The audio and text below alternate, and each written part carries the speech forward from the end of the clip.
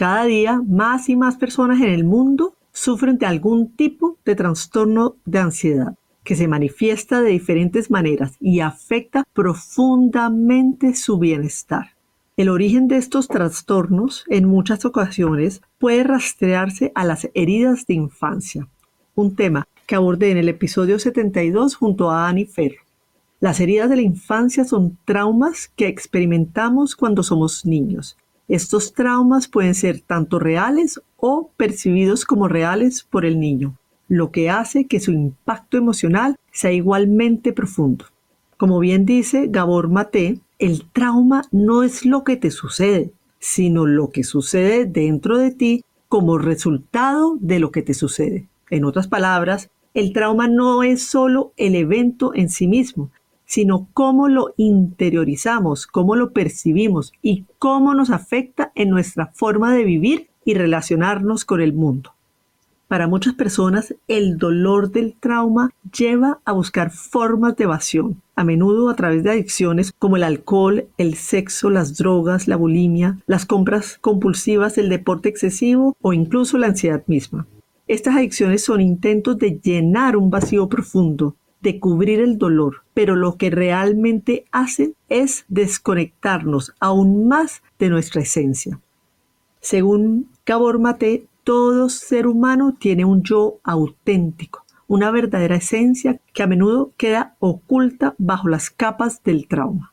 El proceso de sanación implica reconectarse con esa esencia, recuperando así nuestra autenticidad y aprendiendo a vivir sin máscaras.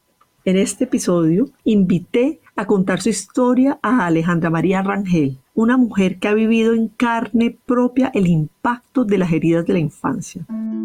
Tras la muerte de su padre a una edad muy joven, Alejandra sufrió una herida profunda de abandono, a la que se sumó una traición devastadora en forma de abuso sexual. Durante años su vida estuvo marcada por la bulimia, la anorexia y un trastorno de ansiedad generalizada. Sin embargo, Alejandra ha recorrido un camino valiente hacia la sanación, utilizando diversas herramientas y técnicas para enfrentar su dolor y de esa manera reconectarse con su ser interior. Como ella misma dice, sanar es un proceso de toda la vida. Aunque ha logrado avances significativos y ha reducido considerablemente su nivel de ansiedad, aún queda camino por recorrer. En este episodio te invito a escuchar su historia y a descubrir los mecanismos que Alejandra ha utilizado en su proceso de sanación, con la esperanza de que estas enseñanzas puedan inspirarte en tu propio viaje hacia el bienestar. ¿Quieres saber cuáles son algunos de los mecanismos de regulación emocional que comparte Alejandra? ¿Por qué detrás de toda adicción hay un dolor muy profundo y de qué tipo? ¿Cuáles son las terapias que han sido más efectivas para Alejandra para aprender a reeducar su cuerpo y su mente y de esa manera manejar mejor su ansiedad? ¿Por qué ha sido tan importante para ella reconectarse con su cuerpo? Y finalmente, ¿qué le recomienda Alejandra a las personas que en este momento estén viviendo un trastorno generalizado de ansiedad? No te pierdas este episodio. Hola, soy María José Ramírez y quiero invitarte a esta serie de conversaciones íntimas con mujeres extraordinarias que nos comparten su historia de empoderamiento, liderazgo y vida en propósito. Emprendedoras, CEOs, artistas, mentoras, mujeres cabezas de familia, periodistas, escritoras, deportistas, científicas, políticas y más nos compartirán los secretos que les permiten vencer sus barreras internas y sobresalir. Acompáñame a descubrir sus instrucciones para florecer.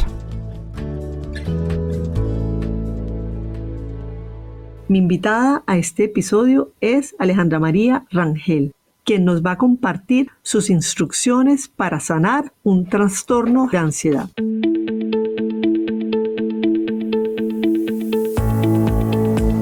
Alejandra María es una exitosa profesional del sector financiero colombiano. Actualmente está reiniciando su vida focalizada en su trabajo, en la meditación, en el deporte y en aprender a conectarse con su cuerpo a través de la respiración. Tuvo una bulimia agresiva terminal, alterada con anorexia desde los 14 hasta los 24 años, de la cual emergió con numerosas cicatrices.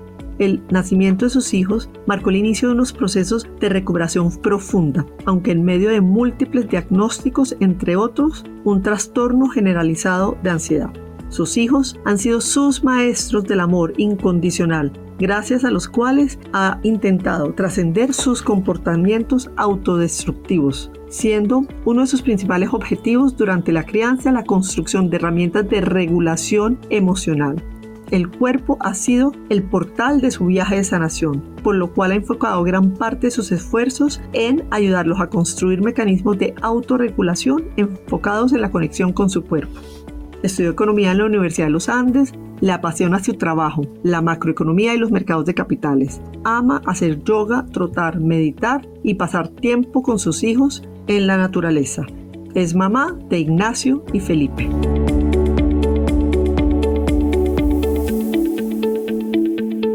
Aleja, bienvenida a Instrucciones para Florecer. Hola María José, ¿cómo estás? ¿Cómo te va? Muchas gracias por tu invitación. Muy contenta de que estemos acá grabando finalmente, que tuve unos pequeños problemas técnicos, pero ya lo logramos. Sí, ya por fin estoy lista para contarte las cosas. Bueno, empecemos por tu infancia, Aleja. ¿Qué la marcó? Mi camino tal vez ha sido un poco curarme de mi infancia. Creo yo, a veces creo que tengo una visión bastante difícil de mis primeros años. Primero, pues lo marcó mucho la muerte de mi papá. Cuando yo tenía 2 años se murió y creo que su ausencia, aunque yo no, digamos que no tengo recuerdos muy claros de él, creo que su ausencia marcó muchas de las cosas que posteriormente ya en mi adultez casi he tenido como que ir a mirar y reprocesar para entender un poco mis propias problemáticas e ir a sanarlas. Entonces creo que ese tema de la muerte de mi papá fue bastante importante y también pues como unos miedos muy profundos que tenía a que mi mamá, digamos que también se muriera. Entonces recuerdo como mucha angustia, estar como muy angustiada. Y estar como muy angustiada ya grande, pues he entendido muchas de las heridas que generalmente se tienen. Creo que hay 5 heridas de infancia, entonces uno, digamos que tengo muchas de esas cosas. Y también he tenido que trabajar mucho con mi cuerpo, digamos a raíz de algunos traumas corporales que tuve también en mi infancia. Entonces tengo los recuerdos que fue una infancia relativamente difícil, relativamente complicada. No necesariamente eso significa que haya sido así, ¿no? Pero en mi psiquis de niña muchas de las cosas que pasaron quedaron heridas de abandono, heridas de rechazo. Muchas cosas de las que he tenido que procesar pues a lo largo de mi vida sin duda tuvieron la raíz en mi infancia. Pues empecemos un poquito como a avanzar ya en tu vida. Tú a los 14 años empiezas a sufrir de una bulimia muy agresiva que termina también mezclada con anorexia. Vienes de esa infancia difícil, pero ¿qué crees que te dispara, digamos, para empezar a tener la bulimia y la anorexia? Yo creo realmente en lo que, digamos que en el aprendizaje que he tenido, pienso que la bulimia y la anorexia fueron como unos síntomas de unos problemas que yo tenía como ya de base. Creo que, y se lo pudiera definir de alguna forma, precisamente fue la ausencia de mecanismos de regulación emocional los que me llevaron a refugiarme. Digamos que la bulimia y la anorexia es una adicción.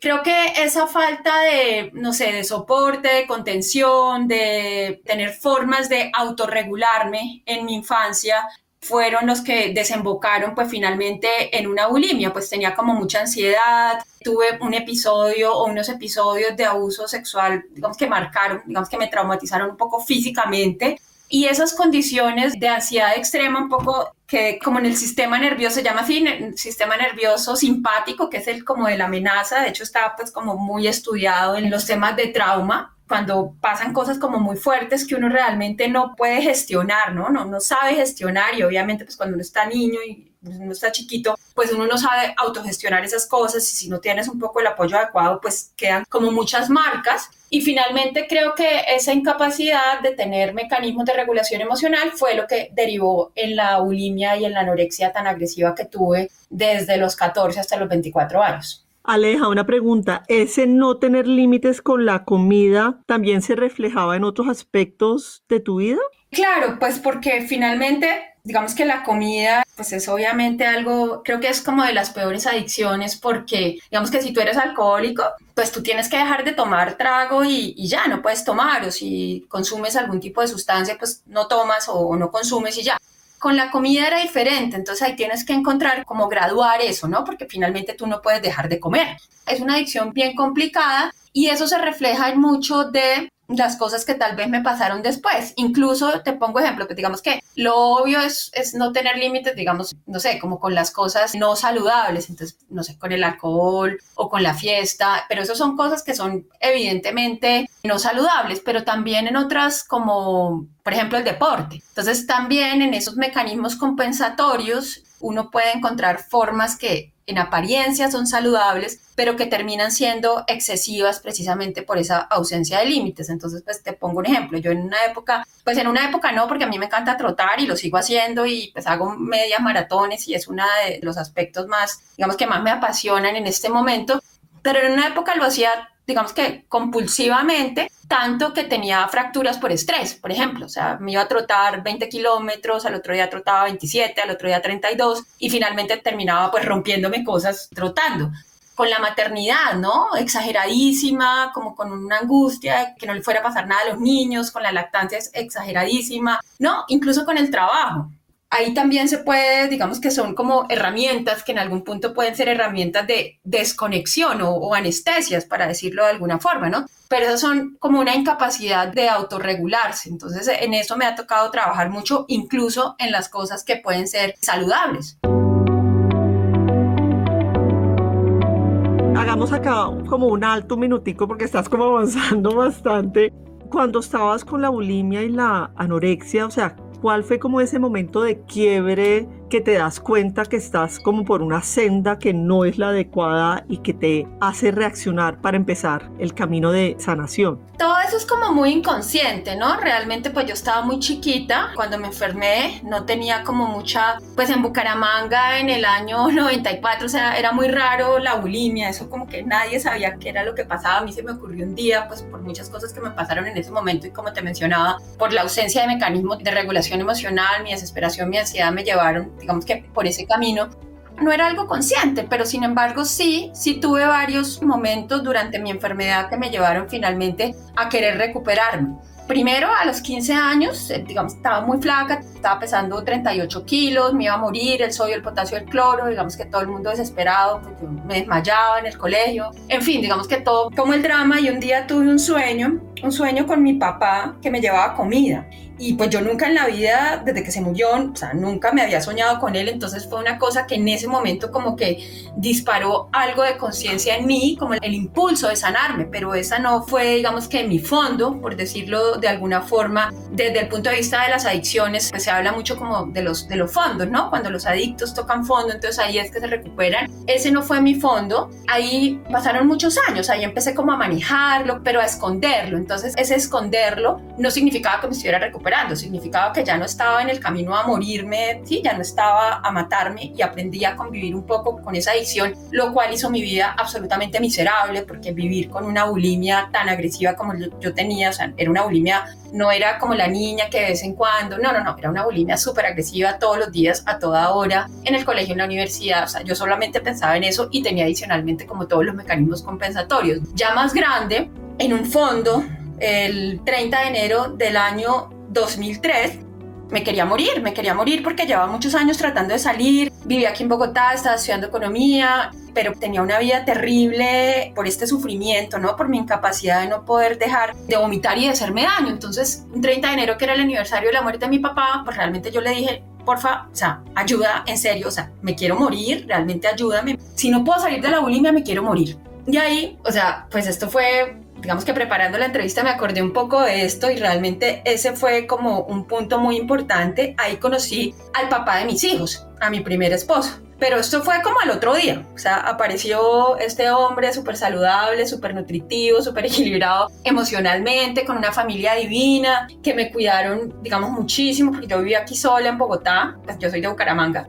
Y ahí empezó como un deseo, ¿no? De querer tener acceso a una vida más tranquila, ¿no? A una vida más saludable, pero ahí tampoco fue el fondo. El fondo fue un año después, en el 2004, tuve una recaída, seguía tratando de salir de la bulimia, hacía terapia, bueno, todo lo que en ese momento tenía a mi alcance y pues dado mi nivel de conciencia en ese momento, que tampoco pues obviamente era el que tengo 20 años después, pero el papá de los niños como que se dio cuenta, ¿no? En que yo estaba, o sea, me pilló como en un atracón y yo estaba en este tema y como que yo le dije, no, mira, pues yo no voy a ser capaz de salir de esto, yo creo que lo mejor es que terminemos, ¿no? O sea, yo no puedo, yo me voy a morir bulímica y yo te estoy haciendo daño. Y él en ese momento, en lugar de decirme, pues no, yo no te voy, sí, como yo no te voy a dejar, y me dijo, sí, yo no puedo ver que la mujer que yo amo se esté haciendo daño de esta forma, entonces yo voy a terminar mi relación contigo. Y pues yo estaba enamoradísima. Entonces yo dije, yo no lo voy a perder por esta cosa, he perdido mis dientes, he perdido mi salud, he perdido mi tranquilidad, o sea, había perdido muchas cosas, ¿no? En ese momento incluso también pensaba que había perdido mi fertilidad, porque digamos que a las anoréxicas y a las bulímicas me han dicho que no podía tener hijos. En fin, estaba flaquísima y decidí que yo no iba a perderlo y pues digamos que ese fue el fondo de los fondos para decidir, y de un día para otro, sin ayuda psiquiátrica, sin antidepresivos, sin nada, me empecé a trotar como una loca, a hacer spinning, a meterme todas las clases de yoga, y como de un día para otro fue una cosa así, no sé de dónde saqué esa fuerza, no tengo ni idea, pero dije yo no voy a perder pues a lo que en ese momento pensaba era el amor de mi vida. Entonces el amor también fue una gran motivación en ese momento, y ese fue realmente lo que me impulsó a salir de la bulimia. Obviamente salí de la bulimia y lo aparé, pero pues el proceso de sanación empezó realmente ahí o después, ya más adelante, pero ese fue como lo que realmente me impulsó a mí en ese momento.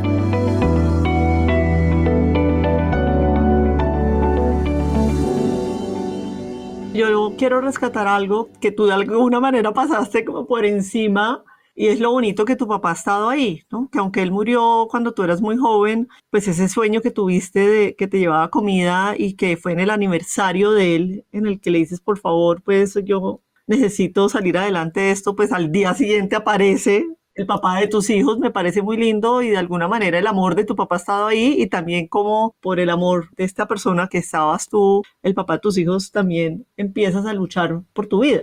Según Gabor Mate, que es un famoso médico experto en traumas y adicciones, él dice, la pregunta no es por qué la adicción, sino por qué el dolor. En tu caso, más allá de esa bulimia de anorexia, ¿crees que lo que había era un vacío, había una falta y que tratabas de compensarlo a través de la bulimia y de la anorexia? Sí, totalmente de acuerdo, pero primero te voy a responder como la pregunta anterior en el tema de mi papá. Yo creo que sí, yo creo que, digamos que siempre creo, porque yo pues con todo esto pasé por muchos lugares y momentos y personas y situaciones muy, muy riesgosas donde realmente estaba poniendo, pues todo el tiempo estaba caminando como por el borde de la muerte. Y claro, yo veo hacia atrás y sé que hubo como una mano invisible, ¿no? Que me impidió incluso en contra de mí misma llegar, digamos, como a un desenlace fatal. Entonces yo sí creo que mi papá ha estado presente, aunque yo no he podido ni en mi infancia, ni en mi adolescencia, ni en mi adultez, ni ya casi en mi vejez, que ya se aproxima, como conectarme tanto con él, a pesar de muchas cosas que he hecho, pero sí sé, digamos que es una certeza que tengo que siempre ha estado presente. Y en cuanto a lo que menciona de Gabor Mate, sí, es un médico muy famoso en traumas y adicciones, tiene de hecho un documental maravilloso que se llama La sabiduría del trauma, y un enfoque a la adicción muy bonito, y es precisamente esa pregunta. La pregunta no es por qué la adicción, es por qué el dolor. Entonces mi dolor pues era, digamos que una gran herida de abandono, creo que esa está dentro de las 5 heridas de la infancia, una gran herida de abandono, una gran herida de rechazo, de humillación, de traición.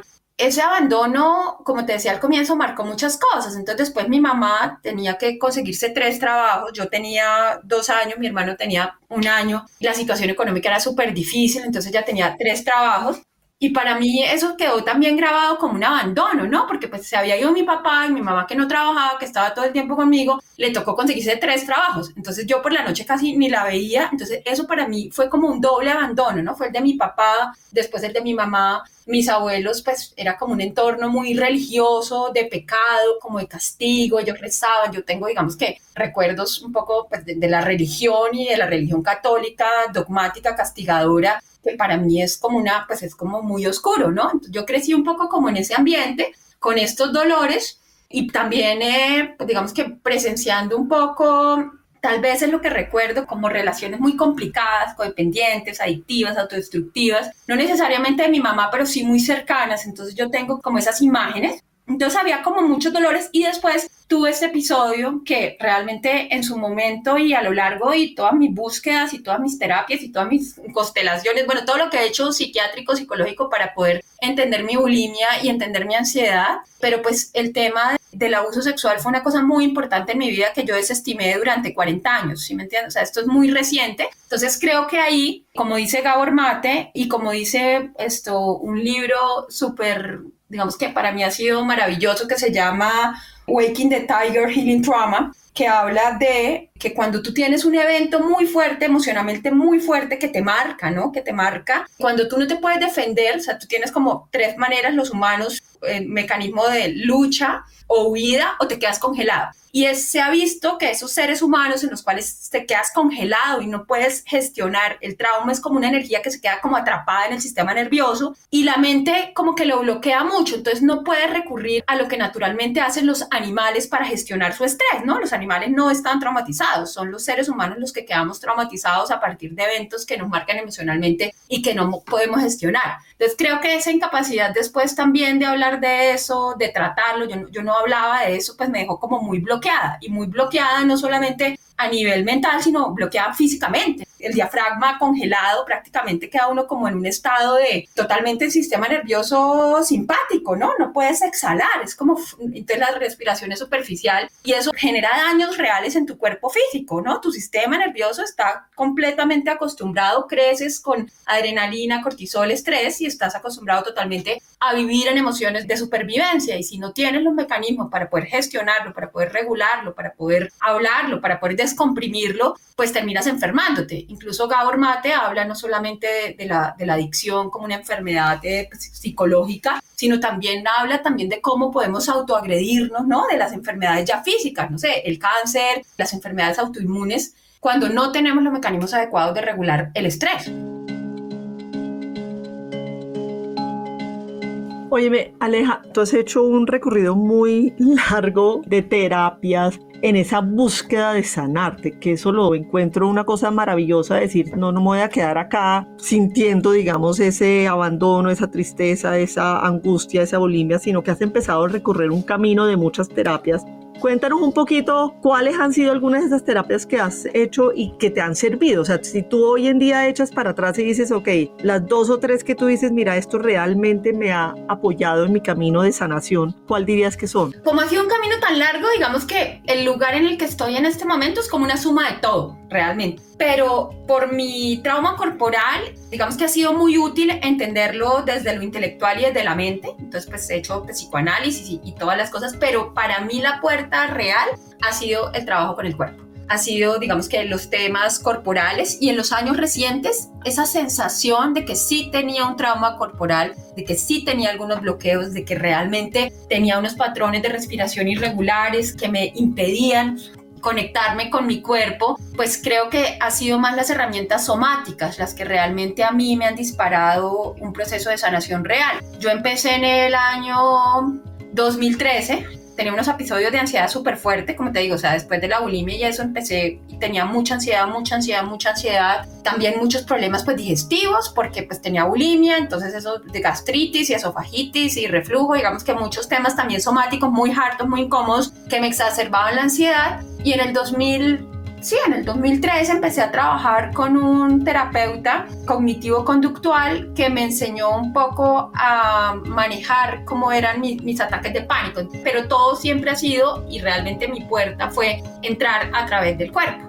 Entonces simulábamos ataques de pánico en el consultorio de Leonidas Castro, entonces al entrar como el pánico a través de la respiración, entonces ya empecé como a ahondar ahí, pero pues ha sido un proceso muy largo, porque prácticamente eso es como después de 40 años condicionándote a vivir en un estado de estrés permanente, en emociones de supervivencia todo el tiempo, con patrones de respiración superficial, con el diafragma, digamos que congelado arriba, no poder exhalar, estar angustiado. Pues es el trabajo con el cuerpo realmente lo que disparó mi sanación. Y en los últimos años, pues el tema de la respiración, o sea, yo hacía yoga desde los 24 años muy compulsivamente.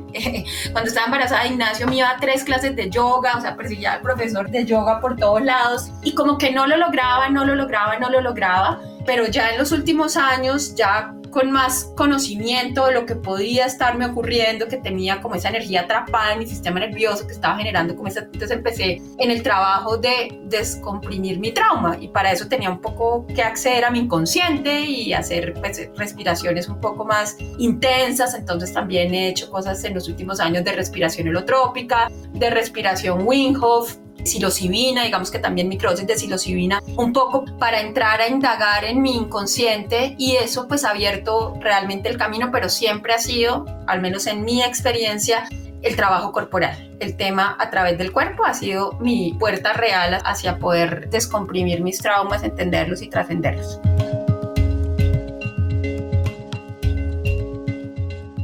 Uno de los temas que tú mencionas es el tema, pues, que todo inicia por una falta de capacidad para autorregularte.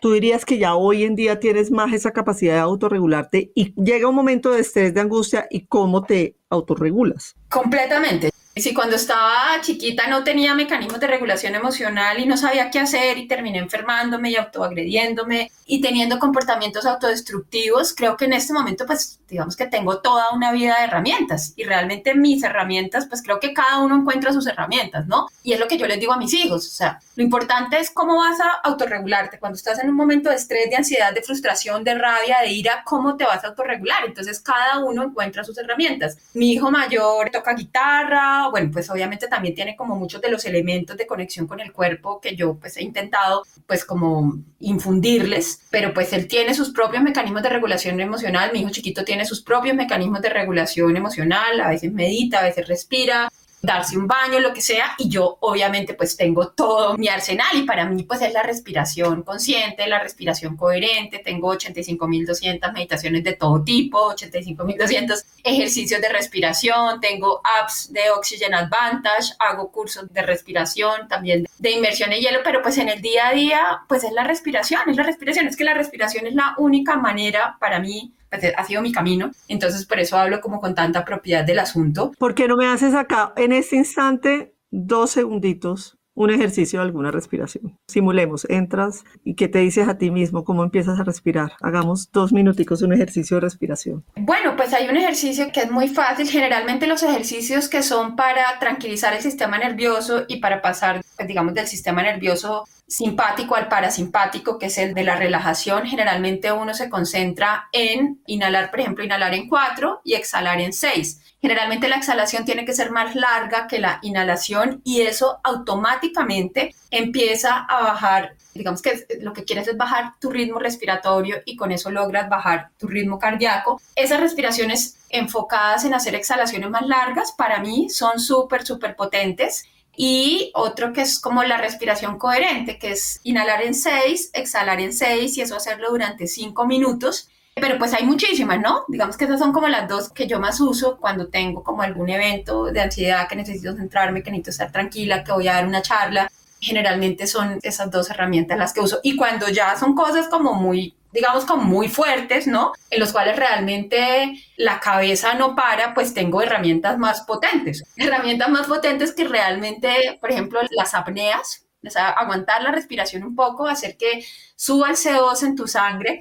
Y eso realmente pues tiene, o cuando hay hiperventilaciones como la respiración holotrópica o la respiración Wim Hof, en las cuales tú logras a través de la respiración jugar con los gases, ¿no? Con el oxígeno y con el CO2 en tu sangre. Eso lleva a algo que se llama hipofrontalidad transitoria, ¿no? Entonces, como que esa parte que piensa la mente un poco obsesiva, compulsiva, eso baja en esos momentos en los cuales logras a través de la respiración retomar el control de tu mente, pero bajándole la velocidad a la mente. Y tengo muchas otras herramientas también con Pedro Rojas, la vibración. Hay unos ejercicios que se llaman ejercicios para la liberación de la tensión y el trauma, y es dejar que tu cuerpo vibre, ¿no? Tú llevas como el cuerpo como a ciertos estados de tensión, y a partir de ahí el cuerpo por sí mismo empieza a temblar, empieza a vibrar, y eso pues está súper demostrado, y pues hay gente que trabaja en eso y que son terapeutas de TRE, se llama. A través de eso realmente logran que personas que tienen traumas corporales o que tienen, digamos que ciertos problemas, empiezan a liberar, finalmente descomprimen el trauma y esa energía que está atrapada en el cuerpo a través de la vibración.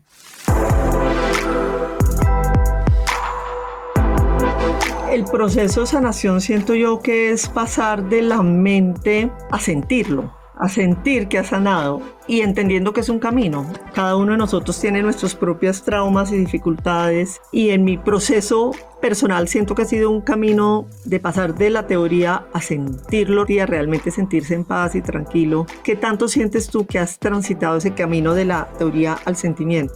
Completamente, creo que incluso podría decir que en los primeros años, como fue todo desde la mente, entonces entendía una cantidad de cosas sobre la amígdala, sobre el cerebro reptil, sobre los ataques de pánico, sobre la adrenalina, y como que eso lo entendía, lo sabía, pero realmente no lograba convencer a mi cuerpo que no siguiera disparándose, y fue solamente a través del proceso de que el cuerpo realmente no solamente entenderlo a nivel intelectual, sino poder hacerlo, ¿no? Poder hacerlo, poder sentirlo, lo que tú dices. Una cosa es intelectualizar las emociones de lo que pude haber sentido cuando mi papá se murió, o intelectualizar que es que alguna vez tuve un trauma corporal, porque lo que sea, o que la bulimia. Entender todo eso es como la primera parte. Después hay que enseñarle y reeducar el cuerpo. ¿Y cómo se reeduca el cuerpo? Pues como un animal traumatizado. Finalmente es un animal traumatizado que está asustado, ¿no? Que reacciona,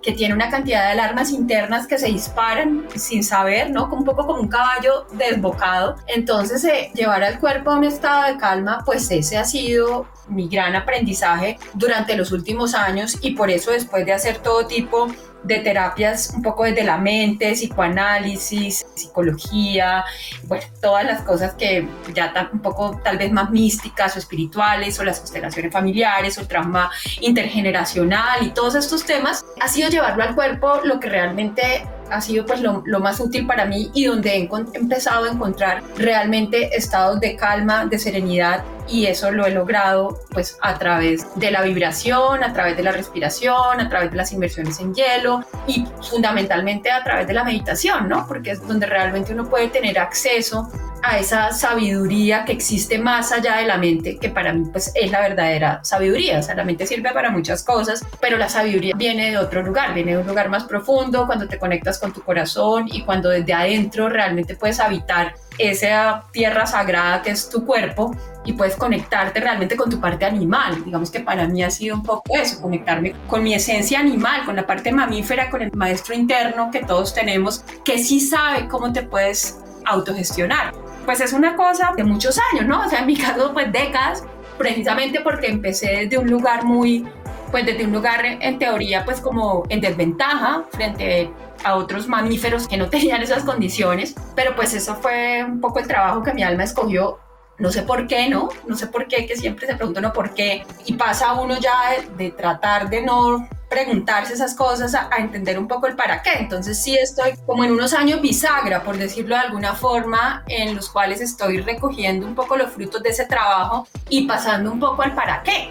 ¿Y entiendes el para qué? ¿Ya en este instante has podido como tener más claridad sobre ese para qué y qué quieres hacer con toda esa información? Creo que, por ejemplo, no podría decir en este momento que entiendo completamente, ¿no? O sea, digamos que estoy en ese proceso. Una de mis esferas, digamos que todos tenemos esferas de nuestra vida que son más importantes que otras. Para mí, el corazón, obviamente, de mi vida, pues es mi maternidad. Digamos que esa es una de las esferas más importantes de mi vida. Entonces, si yo solamente he podido transformar mi camino, que ha sido, pues, por decirlo de una forma poco oscuro, ¿no? He tenido como todos estos temas y he tenido como estas luchas internas. Si yo puedo transformar esa oscuridad en luz para iluminar el camino de mis hijos, pues digamos que ahí ya hay un para qué maravilloso, ¿no? O sea, entonces si yo he enfocado muchos de mis esfuerzos en esta familia, en que mis hijos tengan esas herramientas de regulación emocional y les puedo a ellos ahorrar años de sufrimiento, pues eso para mí ya es un gran para qué. Digamos que poder influir positivamente en la vida de mis hijos y que ellos tengan otra historia y sus hijos tengan otra historia, y un poco,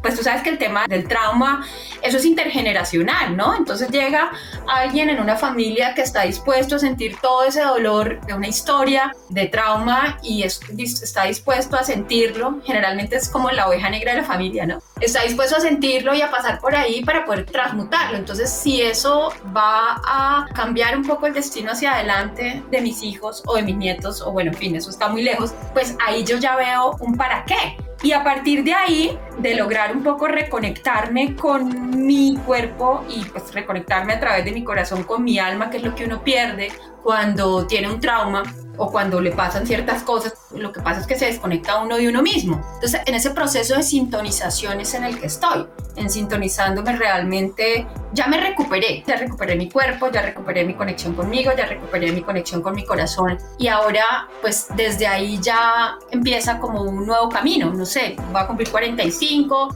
continuaré descubriendo también el para qué, en la medida en que continúe llegando la serenidad, la calma. Desde ese lugar puedo ver mucho mejor, ¿sí? Puedo entender mucho mejor. Hay una sabiduría diferente de la que tenía cuando estaba perdida en medio de la sintomatología y no sabía qué hacer.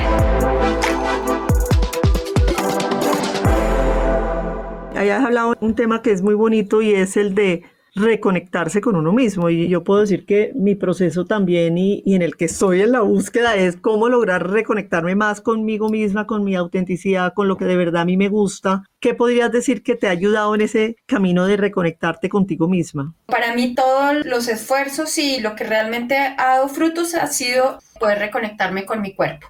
Hay como una forma de decirlo muy bonito en este libro que te digo de Waking the Tiger, que habla que cuando nos pasan algunas cosas que nos marcan mucho negativamente, pues en nuestra infancia o pues digamos que en cualquier momento de la vida, nos desconectamos de nuestra alma, perdemos como la esencia de nosotros mismos, estamos perdidos y de hecho lo que aprendemos es como a desconfiar de nosotros mismos. Entonces en la medida en que nos recuperemos, desde ahí es que podemos empezar a crear, pero para eso pues había como que ponerse un poco al día en ese proceso de reconexión. Y como te digo, para mí la puerta ha sido la conexión con el cuerpo siempre, para mí lo somático y todas las terapias que pasen por el cuerpo, que pasen por el sentir, que pasen por rendirme un poco a mi parte animal y dejar que la naturaleza y la sabiduría de la naturaleza misma tome posesión de mí. Ahí es donde yo he logrado realmente que todas esas teorías y cosas que estudié para entender mis problemáticas realmente pudieran dar frutos. ¿Tú sientes que has sanado en un porcentaje importante? O sea, yo creo que el proceso de sanar 100% es un proceso, pero ¿sientes que ya sanaste totalmente o estás en un camino pero ya cerca? Yo siento que sanar es un trabajo de toda la vida. O sea, yo siento que, pues digamos que todas las almas tenemos aprendizajes muy diferentes, entonces pues tu camino es muy diferente al mío y al de todos. Pero yo creo que ya logré, digamos que parte de lo que tenía que lograr en recuperarme, en domar ese caballo y esa mente, ¿no? Ese caballo que era mi cuerpo, que no lograba acceder a él y convencerlo y reeducarlo, que implica obviamente cambiar, pues es como reconfigurar tu sistema nervioso, es un trabajo, o sea, eso es cambiar tu biología, ¿no? Tus redes neuronales, no vivir todo el tiempo en emociones de supervivencia, aprender a vivir en las emociones superiores, ¿no? Los chakras de arriba un poco, ¿no? Que también es parte y eso tiene una biología que lo acompaña.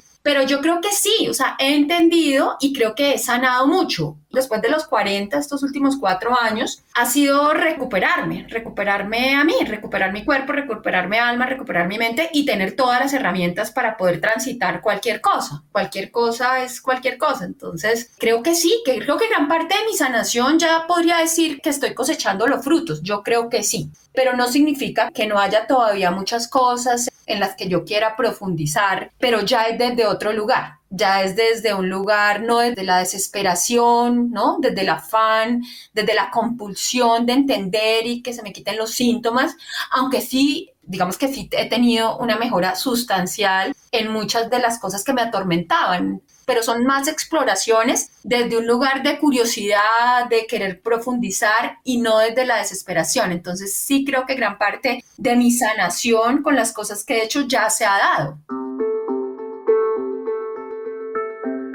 Alguien que esté en este instante escuchándonos y que esté sufriendo de trastorno generalizado de la ansiedad, que esté sufriendo de bulimia, de anorexia, ¿qué mensaje le puedes dar? Pues mira, yo la verdad, yo creo que yo a mis hijos, digamos que, y lo he pensado mucho porque pues ellos ya están en la adolescencia, entonces yo qué haría, o sea, lo primero que haría sería pues buscar ayuda, obviamente, y usaría la psiquiatría, digamos que la medicación, Si es algo de emergencia, digamos que no soy dogmática en el no uso de los medicamentos psiquiátricos, porque cuando hay una emergencia y realmente la ansiedad o lo que estés sintiendo o te quita tu funcionalidad y está en riesgo tu vida, creo que tienes que hacer. A mí también me ha salvado la vida en esos momentos, pero eso sería como ir a tratar los síntomas. Entonces no me quedaría ahí, lo haría de emergencia. Si tuviera una niña que tiene 15 años y es bulímica, pues yo la llevaría a una clínica de recuperación y haría todo lo que me diga el psiquiatra y le daría los medicamentos o los antidepresivos y todo lo que me digan, ¿sí? Para salvar su vida. Pero ahí solo empieza el camino, porque tienes que ir a entender por qué, o sea, tienes que ir a sanar esa herida que te está generando, ir a entender, como dice Gabor Mate, cuál es el dolor. La adicción o la bulimia es solo un síntoma de una herida profunda. ¿Cuál es tu herida?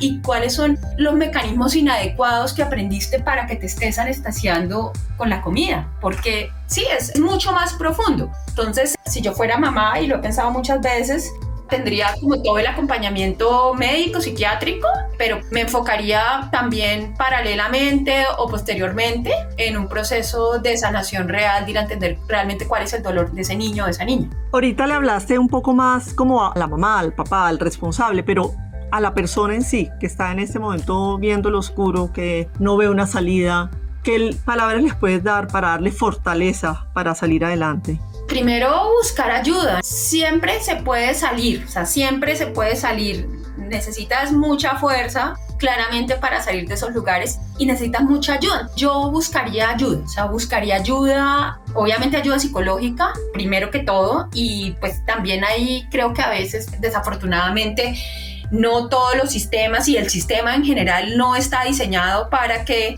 puedas ir a la raíz de tus síntomas, pero pues creo que el primer paso sería buscar ayuda, y el segundo tal vez es saber que desde cualquier lugar, por muy profundo que sea, por muy oscuro que sea, sí hay formas, ¿no? Y hay caminos de recuperación que te pueden llevar a encontrarte con esa persona que tal vez no ha podido surgir porque estuvo desconectada, pues por lo que sea que le haya pasado, y que hay formas realmente de llegar a encontrarte con eso, a encontrarte contigo mismo, que es finalmente lo que tú pierdes. Yo sé que suena muy cliché, pero digamos que tal vez yo lo digo, y cuando lo digo como desde un lugar de profunda comprensión, ¿no? Finalmente uno no sabe quién es mientras está metido en ese trauma, mientras está metido en esa sintomatología. Ahí tú no sabes quién eres.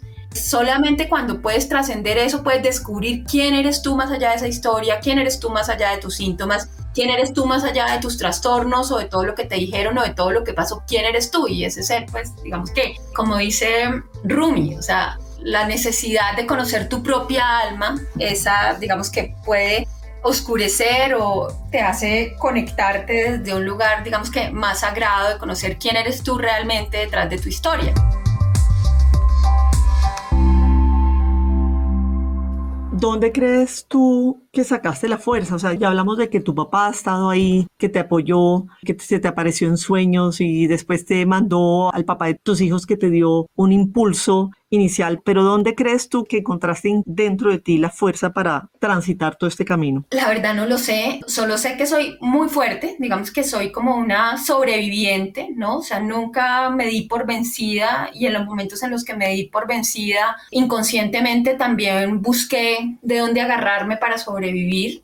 No sé de dónde viene, pienso que tal vez, digamos que tenía como esta tarea en esta vida de ir a las profundidades, ¿no? Como a lo oscuro, de lo más oscuro, de lo más oscuro, para poder salir de ahí, pero no podría, digamos que, responderte de dónde he sacado esa fortaleza interna. O sea, en apariencia he sido como frágil emocionalmente, digamos que en mi pasado, o psicológicamente, pero realmente siempre he tenido una gran fuerza y un gran amor por la vida. Creo que es más como la pasión, ¿no? O sea, yo soy como muy apasionada y tengo una gran fuerza. Esa fuerza me ha tocado graduarla porque a veces se me va la mano, ¿no? En la pasión de algunas cosas, entonces ya ahí se pasa un poco para lo que puede ser en algunos momentos un comportamiento autodestructivo, pero pensaría que es como esa pasión que le pongo a las cosas, no darme por vencida, ser terca, ¿no? Mi abuelo me decía que yo soy de Santander, entonces me decía, tranquila, mija, que usted es una berraca. Entonces, es eso, sí, ¿no? Una gran fuerza interna, ¿no? Un espíritu poderoso que me ha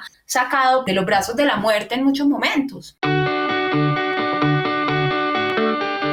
Aleja, ¿qué es para ti florecer como mujer? Pues para mí, florecer como mujer ha sido, podría decir que estoy descubriéndolo, y dentro de ese descubrimiento lo que he percibido es que es reconectarme con la esencia más profunda de mí misma, y todo ese proceso pues ha sido como a través del corazón realmente. Siempre tuve como algunas creencias sobre lo que era la naturaleza femenina, que he tenido como que reaprender, ¿no? Y reaprender el femenino saludable es muy poderoso, muy poderoso. Lo había malinterpretado, ¿no? Entonces tenía como esa visión del femenino un poco débil, frágil, vulnerable, desprotegido. Entonces ha sido como una deconstrucción de todo eso para encontrar mi verdadera fuerza en un femenino más saludable. Y el femenino como naturaleza, digamos que como esencia, digamos que creo que se ha como malinterpretado un poco, y en algunos momentos uno se vuelve un poco como, trata de ser como un poco hombre, incluso en muchas esferas históricamente dominadas por hombres. No se trata de eso, se trata de encontrar el femenino sagrado, el femenino sublime, el femenino poderoso, desde el reconocimiento de esa energía y el gran poder obviamente que tiene la vulnerabilidad de un femenino saludable. Y en muchos aspectos no es cuestión de defenderse, ¿no? De defensa, sino es más bien de incluso de no reaccionar, de no reactividad. Y desde ese lugar de conciencia, lo que es muy importante, desde ahí es donde puedes florecer en lo que tú quieras florecer como mujer, porque florecer como mujer para todas las mujeres es diferente, dependiendo de nuestras escalas de prioridades. Para una será ser mamá, para otra será ser súper ejecutiva, para otra será lo que sea que quieras, pero creo que es desde ahí. Cuéntame cuáles serían tus instrucciones para florecer. Mis instrucciones para florecer, digamos que podría dividirlo como en dos cosas. La primera va un poco como esa pasión, ¿no? Como esa pasión, como esa no rendirse, creo que eso es importante. Y para mí, pues obviamente por todo lo que te he compartido, va a ser un poco el trabajo con el cuerpo y el poder de la respiración y de la conexión con el cuerpo, y desde ese centro, desde ahí puedes empezar a florecer.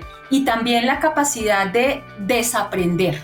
Yo he sido pues como un humano, o pues digamos que la parte animal un poco domesticada y acostumbrada y habituada, y con unas conexiones neuronales que actuaban de cierta forma en instintos de supervivencia, y creo que mi gran éxito para superar mis cosas ha sido estar dispuesta a desaprender, a decir, bueno, es que yo tengo este hardware y este software y funciono así en modo lo que sea, modo ansiedad, modo hiperreactividad, y poder reprogramar eso, desconfigurarlo, implica tener la humildad de poder desaprender todo lo que te has habituado a cierta manera de existir. Entonces creo que esa sería como la mezcla que he tenido como en la primera parte de mi vida y en la segunda parte de mi vida, que creo que también ese es como un superpoder, tener la humildad para poder desaprender lo que te has enseñado y lo que te han enseñado que tú eres. Me parece muy bonito, desaprender, tener humildad para desaprender, para así poder construir la nueva Aleja que quieres, que sueñas con construir.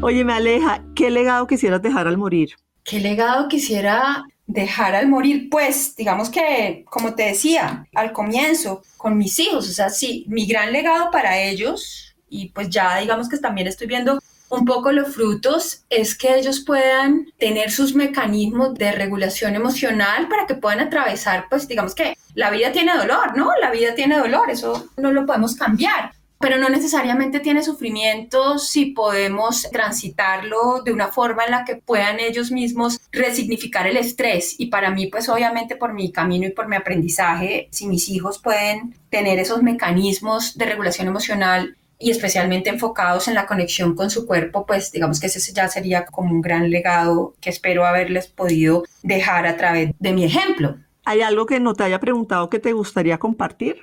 Pues sí, mira que este documental, que se lo recomiendo mucho a todo el mundo, de Gabor Mate, que se llama The Wisdom of Trauma, es muy interesante. No solamente habla pues como de los traumas personales, sino habla un poco de que somos una sociedad traumatizada, ¿no? Que busca anestesias, pero no va como a la raíz de los síntomas y habla pues también de muchas otras cosas, de cómo estamos atacando el planeta. Digamos que eso me parece como súper interesante decirlo. Y también que con el tema de la respiración, pues eso es un mundo, es un universo impresionante al que yo he tenido, pues como que estoy mirando como por una ventanita y he visto por esa ventanita ya algunos beneficios en mí. En el tema de la ansiedad, muy profundo, muy marcado, digamos que me ha cambiado un poco la vida, pero también he tenido mejorías significativas en mis temas digestivos. Por ejemplo, yo antes tomaba todos los omeprazoles, todas las cosas de gástrica, reflujo, bueno, todos los malestares, y con la respiración, en la medida en que la respiración también tiene efectos antiinflamatorios, también he logrado dejar completamente la medicación de todos los antiácidos, que además, pues, digamos que para mí era también como un objetivo. Y también he logrado una gran mejora en mi rendimiento deportivo. Como te decía, a mí me encanta trotar, entonces hago pues medias maratones. No he hecho nunca una maratón, digamos que tal vez es lo que quiero hacer a mis 45,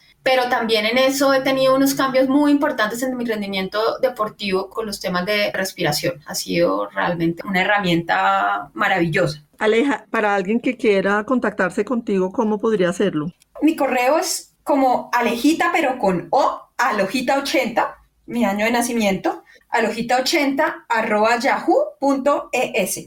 Bueno, pues 1.000.000 de gracias, Aleja, por esta conversación, por haber compartido. Sé que es la primera vez que lo haces en un foro como abierto, compartir pues toda tu historia de vida, que ha tenido momentos difíciles, pero que a través de toda tu persistencia y tu capacidad de seguir adelante has logrado transformar, y hoy en día pues tienes una mejor manera de poder regularte emocionalmente y traspasarle toda esa sabiduría a tus hijos. Así que muchas gracias por haberlo compartido con todos nosotros. Muchas gracias, María José, muchas gracias por la invitación. Y sí, es como la primera vez que lo hago. Estos temas generalmente dan como mucha vergüenza, ¿no? Tú no quieres que nadie sepa que tú tienes ansiedad. Entonces, pues parte también de mi proceso de sanación, que he visto que he empezado a ver frutos pues en mí y en los niños, como te digo, pues también ha sido poder hablar de esto y también es muy sanador para mí poderlo hacer públicamente. No te pregunté qué viene adelante para Alejandra, pero deberías escribir un libro con todos estos aprendizajes. Pues mira que la persona que me guió, digamos que yo me leí un libro de Piedad Bonet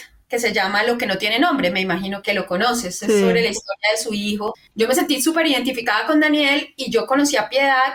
Y Piedad fue la que me recomendó a Leonidas Castro, que fue la primera persona que me ayudó a través del trabajo conductual, del mindfulness y del neurofeedback. Fue la primera persona que me enseñó a manejar mis ataques de pánico. Entonces sí, escribir me ha parecido una cosa muy chévere. De hecho, pues digamos que lo hago y ahorita lo hice un poco para escribirte la mini biografía que me pediste en algún momento y fue un ejercicio maravilloso y pues en este momento lo estoy haciendo pues como internamente, no sé si de pronto más adelante pues tal vez, no sé, pero pues sí me pareció una nota. Bueno, pues muchas gracias, un abrazo y estamos hablando. Bueno, chao, un abrazo, que estés muy bien, gracias. Alejandra María nos compartió valiosos aprendizajes a lo largo del episodio. Me quedo con la importancia de tomar la decisión consciente de sonar. Cada uno debe tomar su propia decisión, de dar ese primer paso hacia gestionar nuestras emociones, reconfigurar nuestra mente y comenzar a vivir una vida más plena y tranquila. Cada uno de nosotros tiene un camino único que recorrer y la clave está en encontrar nuestras propias respuestas. Espero que la historia de Alejandra los inspire a encontrar su propio camino. Recuerda, sanar es un viaje y el primer paso es atreverte a darlo. No esperes más para comenzar tu propio camino. Hasta el próximo episodio.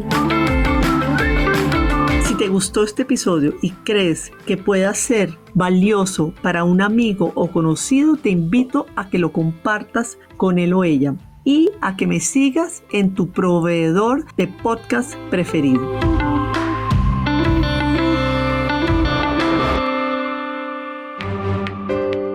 Hasta este momento, instrucciones para florecer. Los espero muy pronto con más conversaciones con mujeres extraordinarias que nos comparten su historia de empoderamiento, liderazgo y vida en propósito. Acompáñame a descubrir sus instrucciones para florecer. No olvides suscribirte a nuestro podcast en la plataforma de tu elección.